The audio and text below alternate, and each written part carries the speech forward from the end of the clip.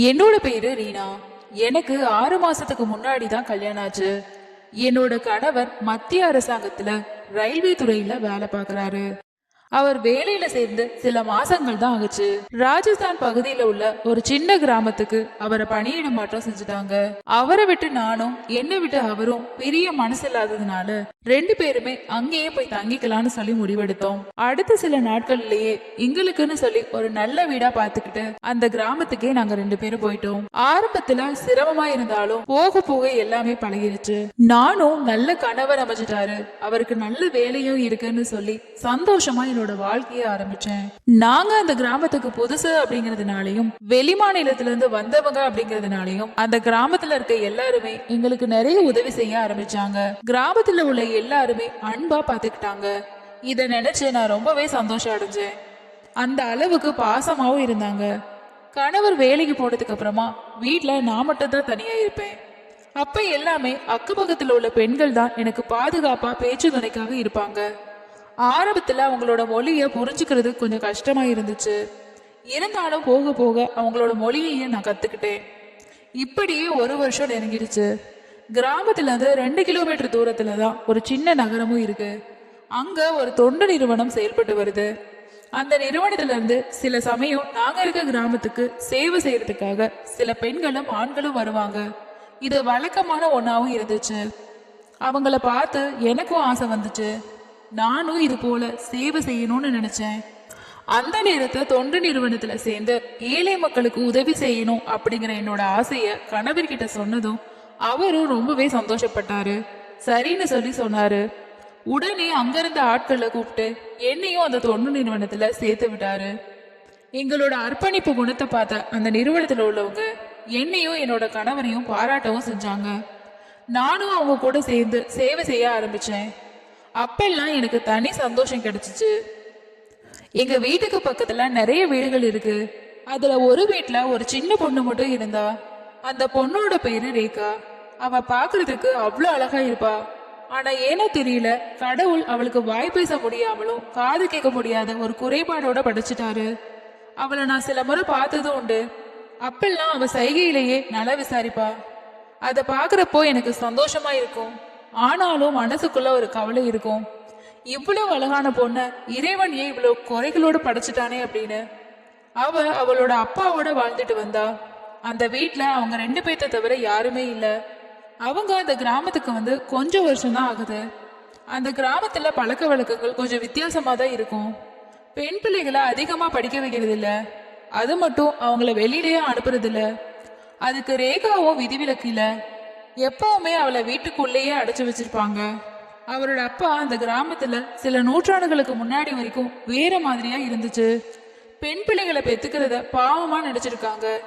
அதை பாக்குறப்போ இப்ப உள்ள காலகட்டம் எவ்வளவோ மேல்னு சொல்லி தோணும். நாட்கள் இப்படியே போச்சு. ஒரு நாள் ரேகாவோட அப்பா இறந்துட்டதா கிராமத்துல செய்தி பரவுச்சு. நானும் இதை கேட்டு ரொம்பவே பதறி போயிட்டு ரேகாவோட வீட்டுக்கு போனேன். என்ன மாதிரியே அங்க இருந்த எல்லாருமே வந்திருந்தாங்க. அவங்க எல்லாருமே ரேகாவுக்கு ஆறுதல் சொல்லிட்டு இருந்தாங்க. நானும் என்னோட பங்குக்கு அவளோட கையை பிடிச்சு ஆறுதல் சொன்னேன். நான் கவனிச்ச வரைக்கும் ரேகா வேற மாதிரியா இருந்தா. அவ ரொம்பவே அமைதியா இருந்தா. அப்பா இறந்து போன சோகம் அவ கண்கள்ல தெரியவே இல்லை. மாறா எதையோ யோசிச்சுட்டு இருக்க மாதிரியே எனக்கு தோணுச்சு. இத பார்த்து நாங்க ஒருவேளை அப்பா இறந்த துக்கத்துல தான் அவ இப்படி இருக்காளோன்னு சொல்லி நினைச்சோம். கிராமத்துல உள்ள சில பெண்களும் ரேகாவை அழுன்னு சொல்லிட்டு வற்புறுத்திட்டு இருந்தாங்க. அவனுமே பைத்தியம் பிடிச்ச மாதிரி எதையோ பார்த்துட்டு இருந்தா. எங்க எல்லாருக்குமே ஒரே ஒரு கவலை இருந்துச்சு. இதுக்கப்புறமா ரேகாவோட வாழ்க்கை என்னாகுமோ அப்படின்னு.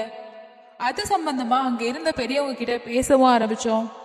கிராமத்துல உள்ளவங்க எல்லாமே பணம் சேர்த்து ரேகாவை ஒரு நல்ல குடும்பத்துக்கு கல்யாணம் பண்ணி கொடுக்கலாம்னு சொல்லி முடிவெடுத்தாங்க. அதுக்கப்புறமா ரேகாவோட அப்பாவோட இறுதி ஊர்வலத்துக்கு தயார் செய்யப்பட்டுச்சு. கொஞ்ச நேரத்திலேயே ரேகாவோட அப்பாவோட உடலை அங்கிருந்து எடுத்துட்டு போயிட்டாங்க.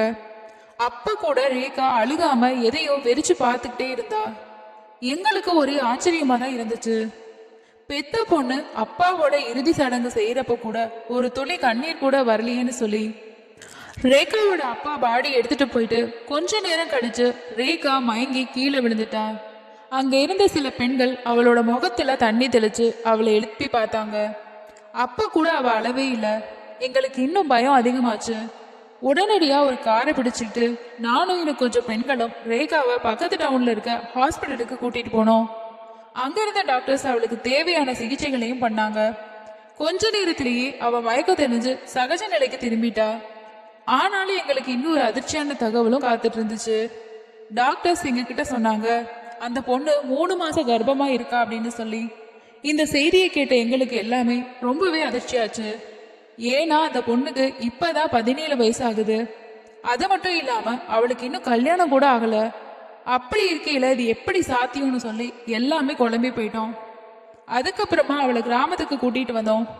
இந்த விஷயம் எல்லாமே கிராமத்துல மெல்ல மெல்ல பரவவும் ஆரம்பிச்சிச்சு. நிறைய பேரு ரேகா கிட்ட இதுக்கு யார் காரணம்னு சொல்லி கேட்டுக்கிட்டே இருந்தாங்க. ஆனா அந்த பொண்ணு அதை பத்தி எதுவுமே வாய் திறக்கவே இல்லை. நானும் அவகிட்ட தனியா கூட்டிட்டு போயிட்டு இந்த சம்பந்தமா கேட்டேன். என்கிட்ட கூட அவ எதுவுமே சொல்லல. ஒரு சில நாட்கள் வரைக்கும் அந்த பொண்ணு தனியா தான் இருந்தா. ரேகா மேல எனக்கு இன்னும் பரிதாபம் அதிகமாச்சு. நாளுக்கு நாள் அது இன்னுமே அதிகமாக ஆரம்பிச்சிச்சு. நானும் மனசு கேட்காம நான் சமைச்ச சாப்பாட்டை அவளுக்கு கொண்டு போய் கொடுப்பேன். அப்ப கூட என்கிட்ட அவ எதையுமே சொல்லல. அவ உடலுமாலும் மனசாலும் ரொம்பவே சோர்வா இருந்தா. ஆனா அந்த கிராமத்துல உள்ள மக்கள் மனசு வேற மாதிரி இருந்துச்சு. முன்னாடி எல்லாம் அவளை பார்த்து பரிதாபப்பட்ட கண்கள் இப்ப எல்லாமே கோபமா பார்க்க ஆரம்பிச்சிச்சு. கல்யாணத்துக்கு முன்னாடி இப்படி ஒரு காரியத்தை செஞ்சுட்டாளேன்னு சொல்லி கோவம் மட்டுமே அவங்க எல்லார்கிட்டயே இருந்துச்சு. ஒரு கட்டத்துல அங்கிருந்த மக்கள் எல்லாமே ஒன்னா சேர்ந்து ரேகாவை தண்டிக்க நினைச்சாங்க. அவளோட வீட்டுக்கு வந்து, உடனே இந்த கிராமத்தை விட்டு வெளியே போயிடணும், உன்னை பார்த்து என்னோட பிள்ளைகளும் கெட்டு போயிடும், நீ போகல அப்படின்னா உன்னை இங்கேயே அடிச்சு கொண்டுருவோன்னு சொல்லி அந்த பொண்ணோட வீட்டுக்கு முன்னாடி நின்று கூச்சல் போட ஆரம்பிச்சாங்க. இது கூடவே கிராம மக்கள் என்ன நினைச்சாங்கன்னா, ரேகா பண்ண விஷயத்தினால தங்களோட கிராமத்தோட பேருக்கு கலகம் வந்துடும் அப்படின்னு சொல்லி நினைச்சாங்க. நானும் அப்ப அங்கதான் இருந்தேன். கிராமத்தில் உள்ள மக்களோட நிலைமையை பார்த்து எனக்குமே கோபமா தான் இருந்துச்சு. கிராமத்தில் உள்ளவங்க ஏன் திடீர்னு இப்படி மாறிட்டாங்க அப்படின்னு சொல்லி நான் அங்க இருந்த பெண்கள் எவ்வளோ கிட்ட சொல்லியும் பார்த்தேன். ஆனா யாருமே புரிஞ்சுக்கிற மனநிலையில இல்ல. ரேகாவை கிராமத்துல இருந்து துரத்தி அடிக்கிறதுலயே குறியா இருந்தாங்க. எனக்கும் என்ன செய்யறதுன்னு சொல்லி புரியல. இத பார்த்து நானும் இதுக்கு ஒரு முடிவு கட்டணும் அப்படின்னு சொல்லி நான் வேலை பார்க்கக்கூடிய அந்த தொண்டு நிறுவனத்துக்கு தகவல் தெரிவிச்சேன். அவங்க கொஞ்ச நேரத்திலேயே வந்து சேர்ந்தாங்க. அதுக்கப்புறமா ரேகாவையும் அங்க இருந்து பாதுகாப்பா அவங்க கூடயே கூட்டிட்டு போனாங்க. எனக்கும் அப்பதான் கொஞ்சம் நிம்மதியா இருந்துச்சு. ரேகா ஒரு நல்ல இடத்துல பாதுகாப்பா இருப்பான்னு சொல்லி நானும் அங்கேயே வேலை பார்த்துட்டு இருந்ததுனால வேலை நேரம் போக ரேகாவை நல்லாவே கவனிச்சுக்கிட்டேன். அவளுக்கு தேவையான எல்லா உதவியுமே செஞ்சு கொடுத்தேன். ஆனாலும் மனசுக்குள்ள ஒரு கவலை மட்டும் இருந்துகிட்டே இருந்துச்சு. இதுக்கப்புறமா ரேகாவுக்கு என்ன ஆகும்? நானும் தொடர்ந்து விடாம அந்த பொண்ணுகிட்ட அவங்களோட ரிலேட்டிவ் பத்தின தகவல்களை கேட்க ஆரம்பிச்சேன். அந்த பொண்ணு எதுக்குமே வாய் திறக்கவே இல்லை. அவ ஏன் இப்படி இருக்கான்னு சொல்லி ஒரு பக்கம் கோவமா இருந்தாலும் இன்னொரு பக்கம் அவளோட நிலைமையை நினைச்சு கவலையா தான் இருந்துச்சு. நானும் அவளுக்கு ஏதாவது உதவி செய்யணும்னு சொல்லி நினைச்சேன். அதுபடி அவளுக்கு தெரிஞ்ச யாராவது உறவினர்கள் இருந்தா அவங்க கிட்ட இந்த பொண்ணை ஒப்படைச்சிடலான்னு எனக்கு தோணுச்சு. ஆனா அவங்கள பத்தி எந்த ஒரு தகவலுமே எனக்கு கிடைக்கல. அந்த பொண்ணும் சொல்லல. எனக்கு ஒரு யோசனை வந்துச்சு. போலீஸ் ஸ்டேஷனுக்கு போயிட்டு அவளை பத்தி புகார் தெரிவிச்சு அவளோட உறவினர்களோட ஒண்ணு சேர்த்து வச்சிடலாம் அப்படின்னு சொல்லி இத பத்தி என்னோட கணவர்கிட்டே சொன்னேன். கணவரும் இது நமக்கு தேவையில்லாத ஒரு வேலை, நம்ம வேலையை மட்டும் நம்ம பார்த்தா போதும்னு சொல்லிட்டாரு. ஆனாலுமே என்னால அப்படி இருக்க முடியல. கணவர்கிட்ட தொடர்ந்து இதே விஷயத்தை பத்தி சொல்லிக்கிட்டே இருந்தேன். ஒரு கட்டத்துல அவரும் சரி ட்ரை பண்ணி பாரு அப்படின்னு சொல்லிட்டாரு. அதுக்கு அடுத்த நாள் நானும் கணவரும் காவல் நிலையத்துக்கு போயிட்டு ரேகா பத்தின விவரங்களை சொன்னோம். அவங்களோட உறவினர்களோட அந்த பொண்ணை சேர்த்து வைக்கணும்னு சொல்லி கம்ப்ளைண்டும் கொடுத்தோம். அவங்களும் விசாரிச்சு பார்க்கறதா சொல்லி எங்களை அனுப்பி வச்சுட்டாங்க. இப்படியே சில நாட்கள் கடந்து போச்சு. ஆனா காவல் நிலையத்துல இருந்து எந்த ஒரு தகவலுமே கிடைக்கல. நானும் அடிக்கடி போயிட்டு அங்க விசாரிச்சுட்டு வருவேன். அப்போ கூட சரியான பதில் எதுவுமே கிடைக்கல. நான் போலீஸ் ஸ்டேஷன் போறப்பெல்லாம் போலீஸ் ஸ்டேஷனுக்கு வெளியில ஒரு பிச்சைக்காரன் மாதிரியான தோற்றத்துல ஒரு இளைஞன் உட்கார்ந்துருப்பான். அங்க போவான், இங்க வருவான், வர்றவங்க போறவங்க கிட்ட எல்லாம் கையேந்தி சாப்பிட்றதுக்கு உணவு கேட்டுட்டு இருப்பான். எனக்கும் அவனை பார்க்க பாவமா இருக்கும். சில சமயம் உணவு வாங்கி கொடுத்துட்டு வருவேன், சில சமயம் பணமாவும் கொடுத்துட்டு வருவேன். நானும் அவனை பத்தி அங்க இருந்த எல்லார்கிட்டயுமே விசாரிச்சேன். அப்போ அவங்க இவன் சில வருஷத்துக்கு முன்னாடி இங்கதான் சுத்தி தெரிஞ்சான். ஃபர்ஸ்ட் டைமா அவனோட மனைவியை காணான்னு சொல்லி புகார் அளிக்க இந்த காவல் நிலையத்துக்கு வந்தான். அதுக்கப்புறமா அவங்க கிட்ட இருந்து எந்த ஒரு தகவலுமே கிடைக்கல. பல நாட்களா இங்கேயே வெயிட் பண்ணிக்கிட்டு இருந்தான். ஒரு கட்டத்துல லேசா மனநலமும் பாதிக்கப்பட்டுச்சு. எப்போ மனைவி மனைவின்னு சொல்லி காவல் நிலையத்துல உள்ளவங்க கிட்ட கேட்டுக்கிட்டே இருப்பான். சில சமயம் அவங்க திட்டவும் செய்வாங்க. இவனோட டார்ச்சர் தாங்க முடியாம சில சமயம் போலீஸ் ஸ்டேஷன்ல இருக்கிறவங்க இவனை அடிச்சு கூட துரத்தி விடுவாங்க. அவனை பாக்குறதுக்கு எங்களுக்குமே பாவமா இருக்கும். இருந்தாலும் எங்களால என்ன செய்ய முடியும்? அவனோட தலைவிதி அது. எங்களால முடிஞ்சா ஒரு வேளை சாப்பாடு மட்டும் கொடுக்க முடியும். அவனுக்கு எங்களால வேற என்ன செய்ய முடியும்னு சொல்லி பெருமூச்சோட சொன்னாங்க. எனக்கும் அந்த இளைஞனை பார்க்க பரிதாபமா தான் இருந்துச்சு. ஒரு பக்கம் பயமாவும் இருந்துச்சு. எங்க இந்த பையனை போல ரேகாவும் ஆகிடுவாளோன்னு சொல்லி எனக்கும் கோவம் வந்துச்சு. அங்கிருந்த காவல் அதிகாரிகள்கிட்ட ஏன் இவ்வளவு மெத்தனமா செயல்படுறீங்கன்னு சொல்லி நானும் கோவத்தோட போயிட்டு கொடுத்த புகாரை பத்தி அங்கிருந்த ஆபீசர் கிட்ட விசாரிக்க ஆரம்பிச்சேன். ஒரு கட்டத்துல அங்க இருந்த ஆபீசர்ஸ் எல்லாமே என்ன சமாதானப்படுத்த ஆரம்பிச்சாங்க. அதுக்கப்புறமா என்கிட்ட பேசவும் ஆரம்பிச்சாங்க. நீங்க கொடுத்த புகாரை பத்தி கிராமத்துல உள்ளவங்க கிட்ட விசாரிக்க ஆரம்பிச்சோம். அவங்க எந்த தகவலுமே எங்களுக்கு கொடுக்கல. அதுக்கு பதிலா அந்த பொண்ணு மேல மட்டுமே கோபத்துல இருக்காங்க. எங்களால அதுக்கு மேல ஒண்ணுமே செய்ய முடியல. நீங்க கொடுத்த புகாருக்காக ஒரு கிராமத்தையே பகச்சிக்கவும் எங்களால முடியாது. இது உங்களோட மாநிலத்தை போல இல்ல. இங்க சில கிராமத்துல உள்ள மக்களுக்காக வளைஞ்சு கொடுத்து தான் போகணும். அது மட்டும் இல்லாம நீங்க கொடுத்த புகாரை போல இங்க நடந்த வெகு சாதாரணம். தேவையில்லாம உங்களோட நேரத்தை வீணடிச்சிட்டு இருக்கீங்க. இந்த புகாரால எதுவுமே ஆக போறது கிடையாது. நீங்க எங்க போனாலும் இந்த கிராமத்தை பொறுத்த வரைக்கும் இப்படிதான். அவங்க கிட்ட இருந்து எந்த ஒரு தகவலையுமே வாங்க முடியாது. நீங்க உங்களோட புகாரை திரும்ப வாங்கிட்டு உங்களோட வேலையை மட்டும் பாருங்க. ஒருவேளை உங்களுக்கு அவ்வளவு அந்த பொண்ணு மேல அக்கறை இருந்துச்சு, இறக்கம் இருந்துச்சுன்னா உங்களோட ஊருக்கே அந்த பொண்ணை கூட்டிட்டு போயிருங்க. உங்க கூடயே வச்சுக்கோங்க. யாருமே எதுவுமே கேட்க மாட்டாங்க. தேவையில்லாம எங்களையும் தொந்தரவு செய்யாதீங்கன்னு சொல்லி அங்க இருந்த ஆபீஸர் சொல்லிட்டாங்க. அவரோட பேச்சை கேட்டு எனக்கும் ஒரு பக்கம் அதிர்ச்சியா இருந்தாலும் இன்னொரு பக்கம் கவலையா இருந்துச்சு. அடுத்து ரேகாவுக்கு என்ன நடக்குமோ அப்படின்னு சொல்லி நானும் ஒன்னும் பேச முடியாம அங்க இருந்து கிளம்பிட்டேன். வெளியே வந்து பாக்குறப்பதான் அந்த பிச்சைக்கார இளைஞன் என்கிட்ட பணம் கேட்டுட்டு இருந்தான். அவனை நினைச்சும் கவலையா தான் இருந்தேன். அவனுக்கு உண்டான நீதியுமே கிடைக்கல அப்படின்னு சொல்லி இங்கேயே சுத்திட்டு இருக்கான். என்ன பயனும் இருக்க போறதில்ல, அவனுக்கு நீதியும் கிடைக்க போறதில்ல. நானும் கொஞ்சம் யோசிச்சதுக்கு அப்புறமா அந்த இளைஞன் கிட்ட இனி நீயே தொண்டு நிறுவனத்துக்கு வந்து தங்கிக்கிறியா அப்படின்னு சொல்லி கேட்டேன். அவனும் அரமனசோட சம்மதம் தெரிவிச்சான். அதுக்கப்புறமா அங்க இருந்த ஆண்களோட துணையோட தொண்டு நிறுவனத்துக்கு அவனை கூட்டிட்டு வந்தேன். அவனை நல்லபடியா சுத்தம் செஞ்சு அவனுக்குன்னு சொல்லி ஒரு ரூம் கொடுத்தாங்க. அங்க இருக்க சின்ன சின்ன வேலைகளை செய்ய வச்சோம். அவனும் சந்தோஷமா செஞ்சுட்டு இருந்தான். அந்த நிறுவனத்துல ஆண்களுக்கும் பெண்களுக்கும் சொல்லி தனித்தனியா தங்குறதுக்கு இடமும் இருக்கு. சில மாசங்கள் கழிச்சு ரேகாவுக்கு பிரசவ வலி வந்துச்சு. அவளை மருத்துவமனைக்கு கூட்டிட்டு போறதுக்காக நானும் அந்த இளைஞனை உதவிக்கு கூப்பிட்டேன். ரேகா இருக்க பகுதிக்கு அழைச்சிட்டு போனேன். அங்க போன அந்த இளைஞன் ரேகாவை பார்த்து கதறின ஆரம்பிச்சான். எனக்கு ஒண்ணுமே புரியல. ரேகாவும் அவனை பார்த்து அழ ஆரம்பிச்சா. கொஞ்ச நேரத்திலேயே ரேகாவுக்கு பிரசவ வலியும் அவளை உடனடியா மருத்துவமனைக்கு கூட்டிட்டு போயிட்டோம். அந்த இளைஞனும் எங்களோட மருத்துவமனைக்கு வந்து இருந்தான். நானும் குழப்பத்திலேயே ரேகாவை பார்த்து அப்படி அழுத ஏன் அப்படின்னு சொல்லி கேட்டேன். அதுக்கு அவன் இன்னுமுமே அதிகமா அழ தொடங்கிட்டான். கொஞ்ச நேரத்துக்கு அப்புறமா அவனாவே பேச ஆரம்பிச்சான். அங்க இருக்க ரேகா தான் என்னோட மனைவி. எனக்கும் ரேகாவுக்கும் எங்களோட கிராம வழக்கப்படி 10 வயசுலயே கல்யாணம் முடிஞ்சிருச்சு. கல்யாணம் முடிஞ்சாலும் ஒரு குறிப்பிட்ட வயசு வந்த பிறகுதான் எங்களோட வீட்டுக்கு கூட்டிட்டு வருவோம். அது வரைக்கும் அவளோட அப்பா அம்மா வீட்டுல தான் இருப்பா. அப்படிதான் நானும் அவளை அவளோட வீட்டுல விட்டுருந்தேன். கொஞ்ச நாள் கழிச்சு அவளை காணல அப்படிங்கிற செய்தி தான் எனக்கு கிடைச்சிச்சு. நானும் என்னோட குடும்பத்துல இருக்கவங்களும் பதறி போனோம். நாங்க பல இடங்கள்ல தேடி பார்த்தோம். ஆனா எங்கேயுமே அவ கிடைக்கல. கொஞ்ச மாசத்திலேயே என்னோட குடும்பத்தார் அவளை மறந்துட்டாங்க. ஆனா என்னால அப்படி இருக்க முடியல. அவ என்னோட மனைவி. பிறகு எப்படி அவளை நான் மறக்க முடியும்? சின்ன வயசா இருந்தாலும் என்னோட மனசுல அவ ஆழமா பதிஞ்சிட்டா. அதுக்கப்புறமா அவளை நான் தேட ஆரம்பிச்சேன். எவ்வளவோ இடத்துல தேடி பார்த்தேன். எங்கேயுமே கிடைக்கல. கடைசியா தான் காவல் நிலையத்துக்கு போயிட்டு புகாரும் கொடுத்தேன். அங்க எனக்கு எந்த ஒரு பதிலுமே கிடைக்கல. அவளை என்னைக்காவது ஒரு நாள் பாத்திர மாட்டோமான்னு சொல்லி நான் ஏங்கிக்கிட்டே இருந்தேன். ஆனா அவளை இந்த கோலத்துல பாப்பேன்னு சொல்லி நான் கொஞ்சம் கூட நினைக்கவே இல்லைன்னு சொல்லி ரொம்பவே அழுதுட்டு இருந்தான். அதுக்கப்புறமா அவன் கேட்டேன், ரேகா நீங்க எங்க இருந்து கூட்டிட்டு வந்தீங்கன்னு சொல்லி விவரத்தை கேட்க நானும் அவனுக்கு எல்லா விவரத்தையுமே சொன்னேன். அதை கேட்டு அவனுமே ரொம்பவே அதிர்ச்சி ஆகிட்டான். திரும்பவும் அழுக ஆரம்பிச்சான். கொஞ்ச நேரத்திலேயே ரேகாவுக்கு ஆண் குழந்தையும் பிறந்துச்சு. அதுக்கப்புறமா நானும் அந்த இளைஞனும் ரேகா கிட்ட போயிட்டு விசாரிக்க ஆரம்பிச்சோம். அந்த இளைஞனுக்கு ரேகாவை பார்த்து அழுதுகிட்டே இருந்தான். ரேகாவுக்கு வாய் பேச முடியாததுனால தன்னால முடிஞ்ச அளவுக்கு செய்கைகளை செஞ்சு அந்த இளைஞனுக்கு புரிய வைக்க முயற்சி பண்ணான். அவனும் அதை புரிஞ்சுக்கிட்டான்.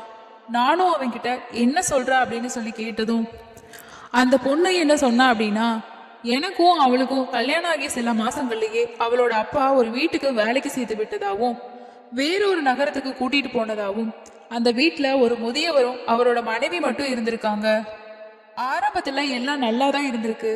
அதுக்கப்புறமா ஒரு நாள் அந்த முதியவர் மனைவி இறந்துட்டாங்க. அதுக்கு பிறகுதான் எல்லாமே மாற தொடங்கியிருக்கு. சில நாட்கள் கழிச்சு ரேகாவோட அப்பாவை கூப்பிட்டு அந்த முதியவர் ரேகாவை நானே கல்யாணம் பண்ணிக்கிறேன், அதுக்காக நிறைய பணம் தரதாவும் அவர் ஆசை வார்த்தை எல்லாமே சொல்லியிருக்காரு. பணத்தை பார்த்ததும் ரேகாவோட அப்பாவும் சரின்னு சொல்லி சம்மதிச்சு அந்த பணத்தை வாங்கிக்கிட்டு ரேகாவை அங்கேயே விட்டுட்டு வந்திருக்காரு. அந்த பெரியவரும் ரேகாவை அழைச்சிக்கிட்டு நீங்க குடியேறிய அந்த கிராமத்துக்கே சில வருஷத்துக்கு முன்னாடி குடியேறி இருக்காரு. அதுக்கப்புறமா அவளை வீட்டுக்குள்ள வச்சு சித்திரவதை செய்யவும் ஆரம்பிச்சிருக்காரு. ஒரு கட்டத்துல அவ கூட தவறாக நடந்துகிட்டு இருந்திருக்காரு. வெளியில சொன்னா கொன்றுவேன்னு சொல்லி மிரட்டிட்டும் இருந்திருக்காரு. அதுல அவ பயந்து போய் யார்கிட்டையும் எதுவுமே சொல்லல. இதுக்கப்புறமா தான் அந்த முதியவர் இறந்து போகவும் அவ கர்ப்பமா இருக்க விஷயம் தெரிய வந்திருக்கு. அதுக்கப்புறமா தான் நீங்களும் அவளை கண்டுபிடிச்சிருக்கீங்க அப்படின்னு சொல்லி ரேகா சொன்ன எல்லா விஷயத்தையுமே ஒண்ணு விடாம அந்த இளைஞன் என்கிட்ட சொன்னான். இதை கேட்டு நான் அதிர்ச்சி ஆகிட்டேன். இந்த சின்ன வயசுல அவளுக்கு இவ்வளவு குடும்பம் நடந்திருக்குன்னு சொல்லி ரொம்பவே வேதனையா அடைஞ்சேன். பிறகு ரேகாவோட குடும்பத்தை பத்தி விசாரிக்க ஆரம்பிச்சேன். அவனும் என்கிட்ட ரேகா குடும்பம் எங்க கிராமத்தை சேர்ந்தவங்க தான். ரேகாவோட அப்பா பல வருஷத்துக்கு முன்னாடியே இறந்துட்டாரு. அவளோட அம்மா மட்டும்தான் இப்போ உயிரோட இருக்காங்க. அவங்களுக்கும் உடம்பு சரியில்லாம தான் இருக்காங்க. ரேகாவோட அம்மாவுக்கு இந்த விஷயம் தெரியாது. ரேகாவோட அப்பா அவளை வித்துட்ட விஷயத்த பத்தி அவங்களுக்கு தெரியாது. ரேகா கிடைச்சதை தெரிஞ்சா அவங்க ரொம்பவே சந்தோஷப்படுவாங்கன்னு சொல்லி சொன்னான். அதுக்கப்புறமா அந்த இளைஞனும் ரேகாவோட கையில இருந்த குழந்தைய வாங்கி கொஞ்சம் ஆரம்பிச்சான். ரேகாவுக்கு ஆறுதலும் சொன்னான். அவளும் ஆறுதல் அடைஞ்சு கொஞ்ச நேரமா அவனை பார்த்து அழுதுகிட்டே இருந்தா. அதுக்கப்புறமா அந்த இளைஞனும் என்கிட்ட வந்து இனிமே நான் ரேகாவை நல்லபடியா பாத்துக்கிறேன், அவளை பத்தி நீங்க கவலைப்பட வேணாம், இந்த குழந்தைய பத்தியும் கவலைப்பட வேணாம், இன்னையில இருந்து இது எங்களோட குழந்தை, இவ என்னோட வாழ்க்கையில கிடைச்ச மிகப்பெரிய பொக்கிஷம், இவளை திரும்பவும் தவற விடுறதுக்கு நான் தயாரா இல்ல, இனிமே என்னோட வாழ்க்கையில எதுவா இருந்தாலும் இவளோடதுதான், இனிமே இவளுக்கு எந்த ஒரு கஷ்டமும் வராம நான் பாத்துக்கிறேன் அப்படின்னு என்கிட்ட உறுதியா சொன்னான். எனக்கும் ரேகாவை நினைச்சு கொஞ்சம் நிம்மதியாகவும் அதே நேரம் அந்த இளைஞனை நினைச்சு பெருமையாகவும் இருந்துச்சு. உண்மையிலேயே இது போல பெண்ணுக்கு வாழ்வு கொடுப்பதுங்கிறது அதுக்கெல்லாம் ஒரு மனசு வேணும். அது அந்த பையன் கிட்ட நிறையவே இருந்துச்சு. அதுக்கு காரணம் அந்த பையன் அந்த பொண்ணு மேல வச்சிருந்த அன்புதான்.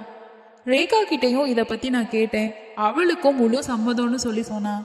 குழந்தைய பத்தி அது யாருக்கு பிறந்ததுன்னு சொல்லி பத்தி யாருமே கவலைப்படவும் இல்லை. தன்னோட சொந்த குழந்தையாவே ஏத்துக்கிட்டாங்க. கொஞ்ச நாட்கள்லயே அவங்க அதே ஆசிரமத்துல தான் தங்கியிருந்தாங்க. அதுக்கப்புறமா என்னோட கணவருக்கு சொந்த மாநிலத்துல பணி நியமனம் வழங்கப்பட்டுச்சு. நானும் ரேகாவோட குடும்பத்துக்கு உதவி செய்ய நினைச்சேன். அதை பத்தி கணவர்கிட்ட கேட்டதும் அவரும் சந்தோஷத்தோட சம்மதிச்சாரு. அதுக்கப்புறமா ரேகாவையும் அவளோட கணவரையும் வீட்டுக்கு கூப்பிட்டு எங்க கிட்ட இருந்த கொஞ்சம் பணத்தையும் அவங்க கிட்ட கொடுத்தோம். ஆரம்பத்துல அவங்க 2 பேருமே வேணான்னு சொல்லி தான் சொன்னாங்க. அதுக்கப்புறமா வலுக்கட்டாயமா அதை கொடுத்து ஏதாவது ஒரு நகரத்துக்கு போயிட்டு தொழில் தொடங்கி வாழுங்கன்னு சொல்லி சொன்னோம்.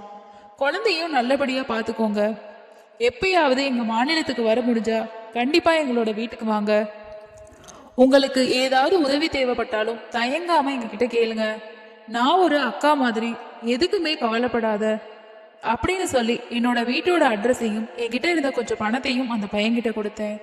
இதை கேட்டு ரேகா அவளோட கணவர்கிட்ட எங்களோட பாசத்தை நினைச்சு கண்கலங்குனா.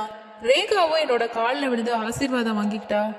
நானும் மனசார அவங்க நல்லா இருக்கணும்னு சொல்லி கடவுள்கிட்ட பிரார்த்திச்சேன். நாங்களும் சில நாட்கள்லயே அந்த கிராமத்துல இருந்து காலி பண்ணிட்டோம்.